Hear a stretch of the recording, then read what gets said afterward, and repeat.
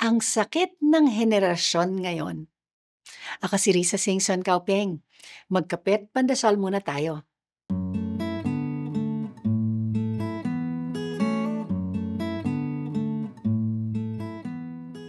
In a parenting seminar I attended, one mom asked how to deal with her daughter who had such high expectations for herself. She'd get a grade of 98 and she'd be disappointed that she didn't get 100, the mom said. Ganun din ang experience ng ibang mga magulang. Studies show that anxiety among young people has risen dramatically in recent decades. In the year 2000, research found that normal children then were more anxious than the young psychiatric patients of the 1950s. Naku, paano pa kaya ngayon? Siguradong may malaking kontribusyon ang social media sa pangyayaring ito. Grabe ang pagkumpara natin sa iba, ang pressure sa eskwela, mga problema sa mundo at sa pamilya. Kaya't napakaimportante na siguraduhin nating safe space ang ating mga tahanan. Let our homes and families be a refuge from the chaos out there, where our children can express their fears without judgment and find acceptance in our love.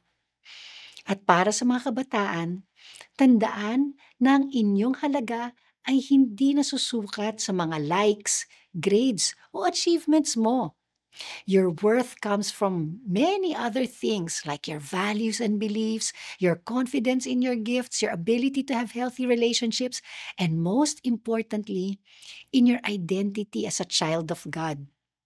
Kung palagi kang nalulunod sa pag-aalala at pagkabalisa, tumakbo ka sa safe place mo. At ano pa ang safest place natin kundi sa piling ng Diyos? Sabi niya, mahalaga ka sa akin, mahal kita, kaya't paparangalan kita. Huwag kang matakot sapagkat ako'y kasama mo. Let's pray. Lord, for all young people struggling with anxiety today, send your peace that surpasses all understanding. And for us parents, help us to be compassionate and to remind our youth that they are loved, not for what they do, but for who they are, your beloved children. Amen.